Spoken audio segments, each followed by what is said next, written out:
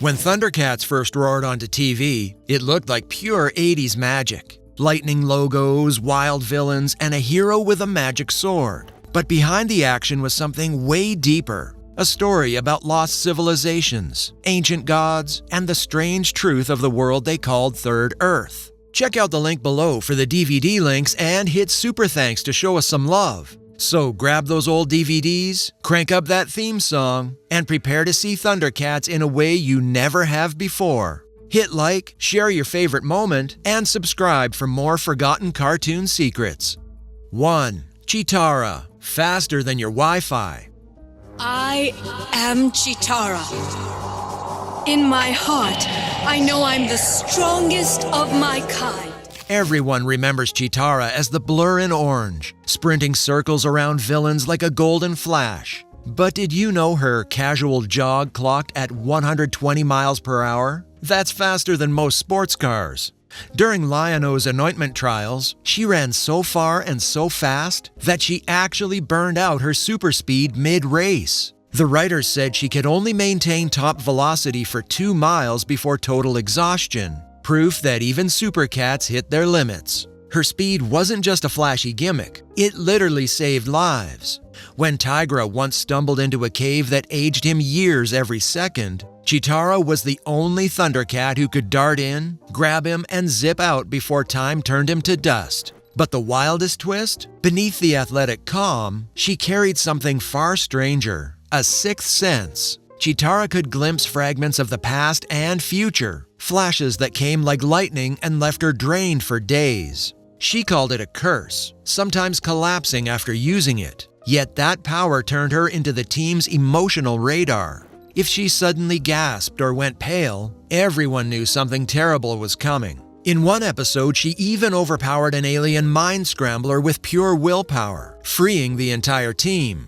Imagine running faster than light and seeing into time. No wonder the villains feared her. Cheetara's staff wasn't just a stick. It could extend infinitely, shoot energy beams, and even clone itself mid-battle. Basically the world's first collapsible lightsaber. She stored it in a wrist cuff, because pockets apparently don't exist in the future. Behind the scenes, fans still debate her personality shift between versions. In the 1985 show, she was calm, witty, and fiercely adult, sort of the team's heartbeat. In the 2011 reboot, she was redesigned in ripped brown armor with no boots, which hardcore fans hated. Why would the fastest cat alive go barefoot into battle? One animator joked. Still, her reboot version finally made her romance with Tygra canon, confirming what decades of fans suspected. So next time someone calls her just the fast one, remind them that she's a psychic warrior who outran time itself. And don't blink, because Cheetara will be gone before you finish that sentence. 2. Lion-O, forever a tween at heart.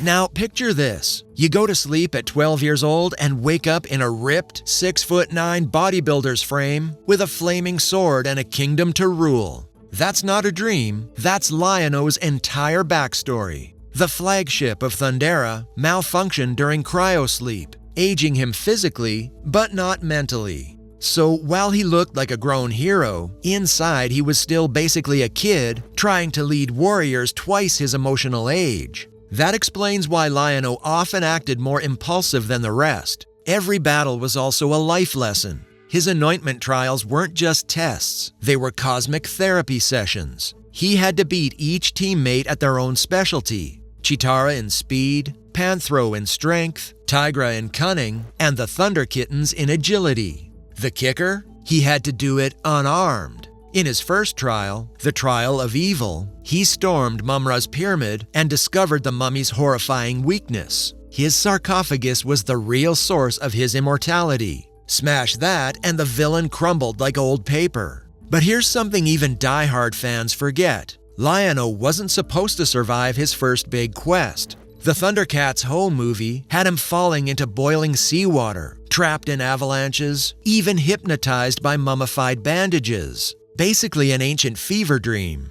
Jaga, the ghost mentor who guided him, literally had to summon a Star of Thundera medallion from beyond the grave just to keep him alive. And that iconic sword of Omens, it's more than a weapon. The Eye of Thundera in its hilt is semi-sentient. It chooses when to reveal secrets and warns him with those glowing sight beyond sight visions. Sometimes the sword refused to fight if Lion-O's heart wasn't pure. Yeah, imagine your weapon giving you a moral lecture mid-battle. By the Wildstorm comic era, Lion-O aged again, this time forward and backward. A spell from Mumra turned him into an old man who still had to lead an army. Yet even wrinkled, he never lost that boyish sense of wonder. The writers called him the Eternal Tween, forever stuck between playtime and prophecy.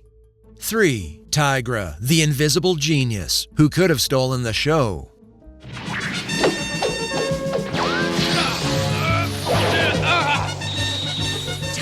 Now here's the real twist. The most underrated Thundercat wasn't the leader or the speedster. It was the architect with the whip. Tygra was basically the team's Tony Stark, minus the ego. He designed everything. Cat's Lair, Tower of Omens, every gadget the group used. He built civilizations while everyone else was busy posing heroically. And yes, invisibility was his trick, but it came with a catch. Detectors could still pick him up. Still, his stealth scenes were some of the slickest in the show. Imagine vanishing mid-battle, reappearing with a glowing whip, and snapping energy waves around mutant invaders. The whip could also generate force fields, or turn opponents' illusions back on them. Speaking of illusions, Tygra's mind power was terrifyingly strong. During Lion-O's anointment trial of mind, he created entire worlds out of thin air. So real that Lion-O nearly panicked when faced with a vision of their destroyed home planet. But using that power drained him so badly that he nearly died afterward. The writers confirmed he saved up his psychic energy for weeks just to pull that scene off. Here's a hidden gem from the comics. After Lion-O left for more training, Tygra was captured by Mumra and forced to design architecture for the mutants. Tortured and broken, he later escaped, freed Cheetara from slavery, and helped her heal from years of trauma.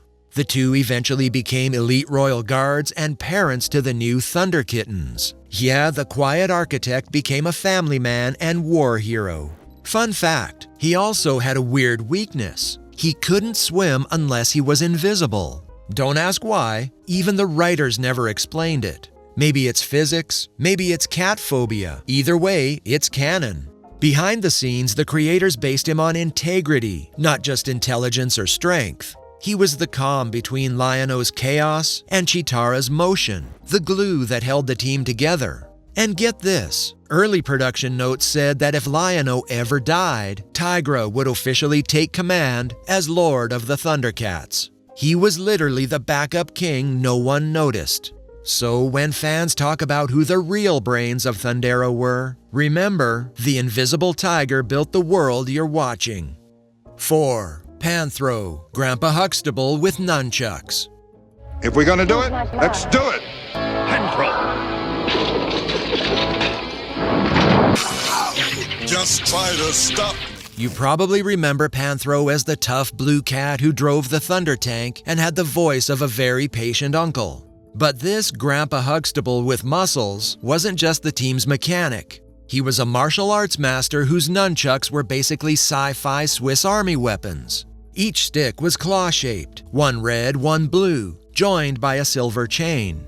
But here's the twist. The claws opened up to fire energy pellets, knockout gas, or even glue-like substances. Yep, Panthro could gas you out, zap you, or tie you up, all with the same pair of sticks. Think nunchucks mixed with a Nerf gun and Iron Man tech. And here's a wild detail most fans forget.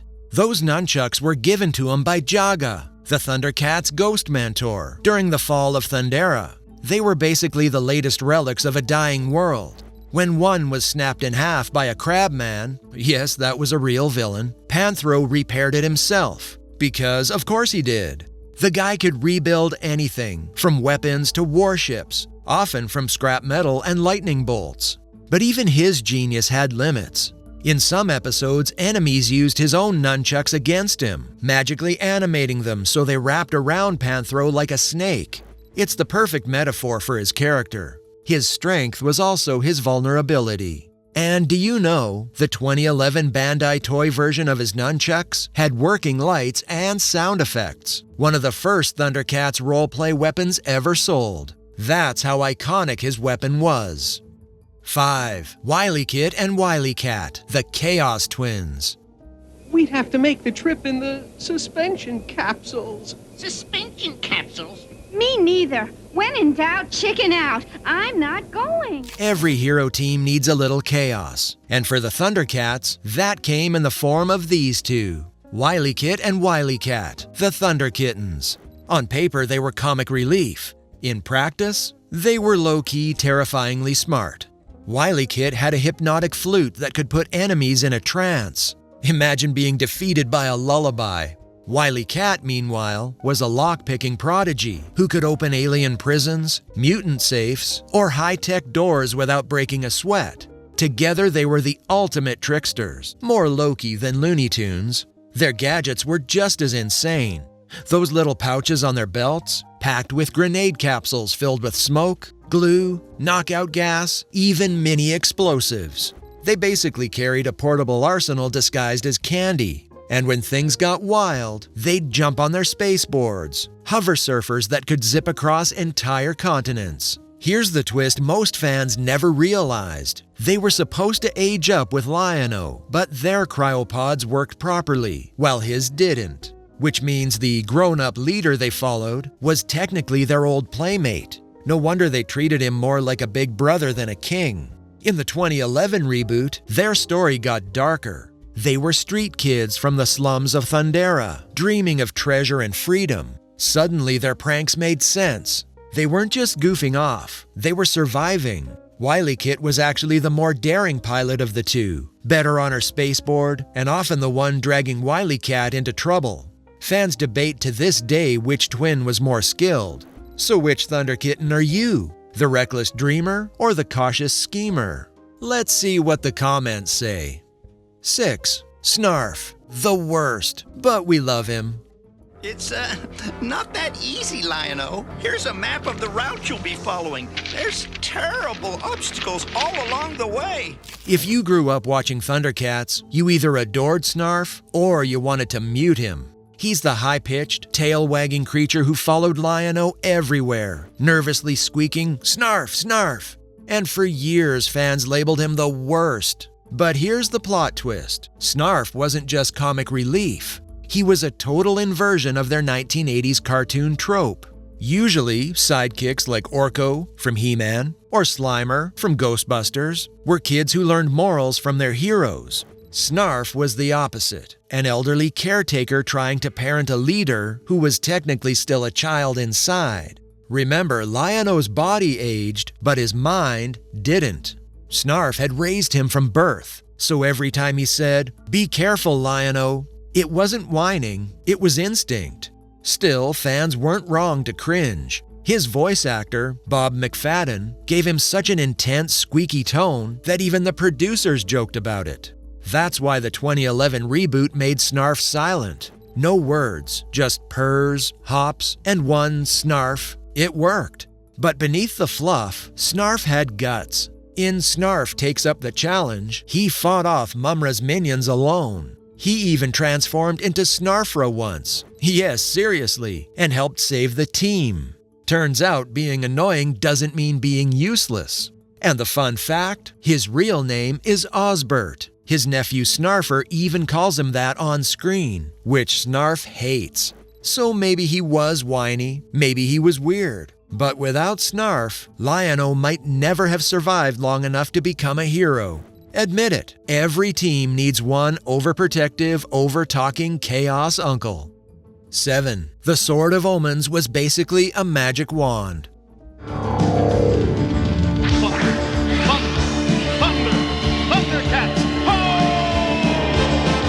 Everyone remembers the shout, "Thunder, thunder, ThunderCats, ho!" But have you ever noticed that the Sword of Omens acts less like a sword and more like a wizard's wand?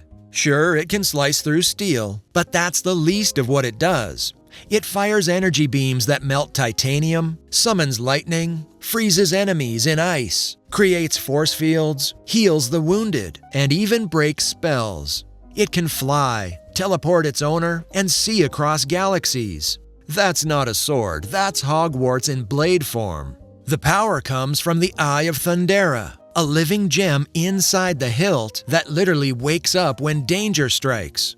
The eye can talk, through visions, warn Lion-O with growls, and refuses to fight if his heart isn't pure. Imagine your weapon giving you a moral report card. And that sight beyond sight ability? It's basically a crystal ball built into a hilt. When Lion-O says, "Sword of Omens, give me sight beyond sight," the eye opens, showing visions of distant places or upcoming danger. But that's not all. The sword once held together the entire planet of New Thundera during an eruption. As in, it stopped a planet from exploding. If that's not magic, what is? Even the show admitted it. The only weapon powerful enough to rival it was Excalibur. Yep, King Arthur's sword. And when they clashed, Merlin himself had to step in to fix it. So yeah, the Sword of Omens wasn't just cool, it was cosmic. Next time you see Lion-O raise that blade, don't think hero with a sword, think space wizard with a conscience. 8. Milla Jovovich wants to be Cheetara? I am Cheetara. In my heart, I know I'm the strongest of my kind, the pride of my people. You know Milla Jovovich, the resident evil warrior who's been fighting monsters and zombies for decades. Turns out she's got her eyes on another kind of beast, ThunderCats' lightning-fast heroine Cheetara. In an interview, Milla confessed that she's always loved ThunderCats and would jump at the chance to play Cheetara in a live-action film.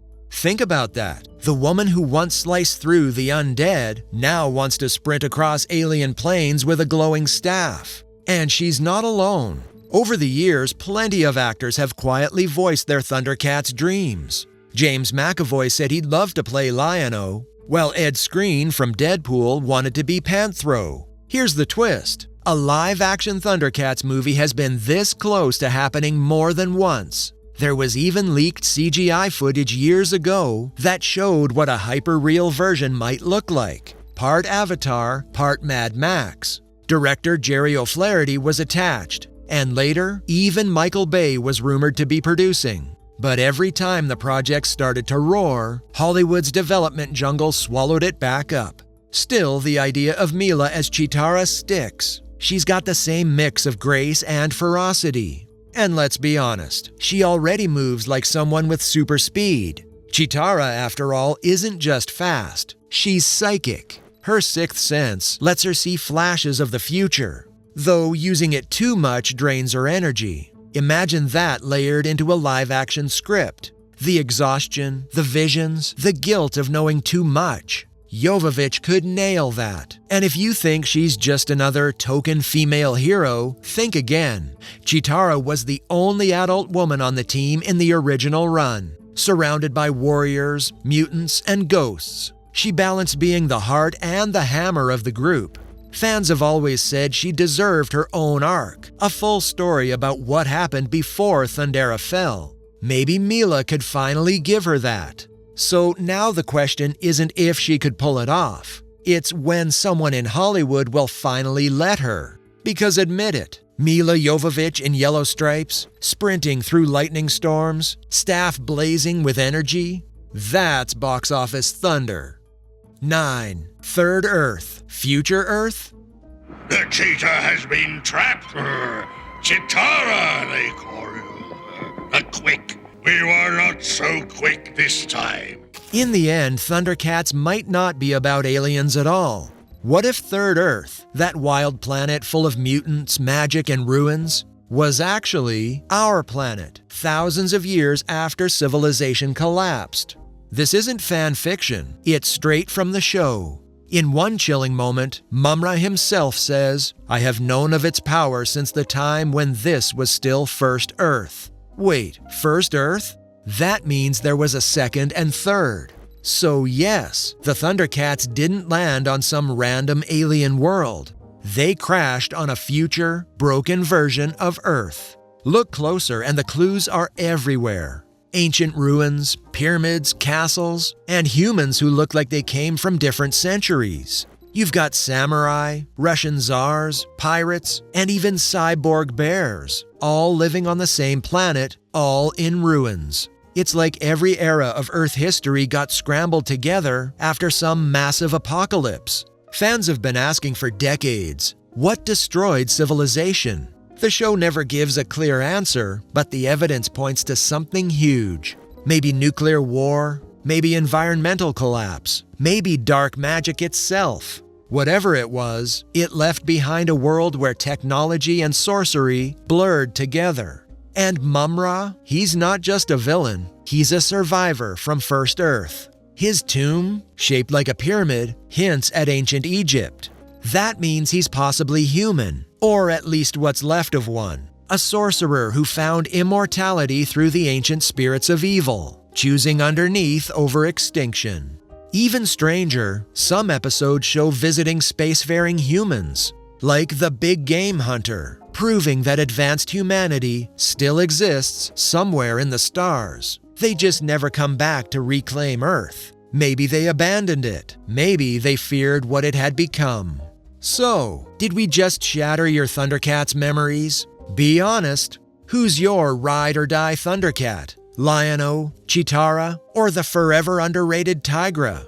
Remember to check the description for the DVD link and send a super thanks. We really appreciate the love. Drop your take in the comments, and if you're still defending Snarf, we'll allow it, barely.